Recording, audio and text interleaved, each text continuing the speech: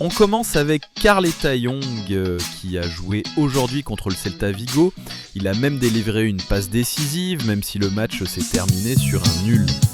Puis Carlos Baleba, une fois de plus, il a été remplacé assez tôt aujourd'hui lors du match contre Manchester City. Brighton a pourtant réussi une incroyable remontée pour battre City. Officiellement, Baleba a été sorti pour des raisons tactiques, mais les rumeurs insistent, ce serait surtout pour le préserver en vue d'un éventuel transfert à Manchester United. Nous saurons la vérité très bientôt, car le mercato se termine. Ensuite, décidément, les Camerounais étaient à l'honneur ce week-end. Après le but de Brian Mbeumo en Angleterre, Zambo Anguissa. Oui, le ciel a béni le Napoli par son intermédiaire.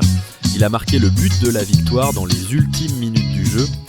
Faris Moumbagna, enfin libéré de Marseille, est transféré à Cremonese.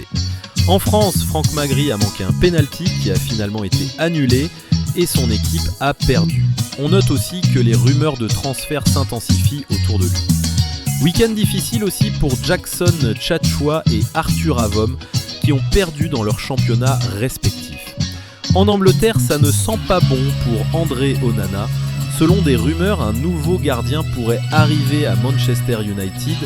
Emiliano Martinez, il pourrait reléguer Onana jusqu'au rôle de troisième gardien. Enfin, Hugo Ekitike a finalement réalisé son rêve, être appelé en équipe de France.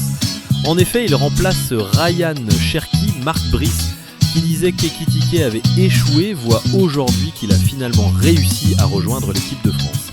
Et ceci devrait mettre un terme aux spéculations de le voir un jour avec les Lions indomptables. Espérons pour lui que cette sélection ne soit pas un cas classique des joueurs binationaux appelés une seule fois en France pour ne plus jamais être rappelés. Ceci signe sans doute la fin du feuilleton Ekitike et Cameroun, mais pas que des bonnes nouvelles pour lui. Il n'a pas marqué aujourd'hui contre Arsenal, une première depuis ses débuts avec Liverpool. Et plus encore, une arrivée imminente d'Alexander Isak pourrait ralentir sa progression, mais nous lui souhaitons bonne chance pour la suite.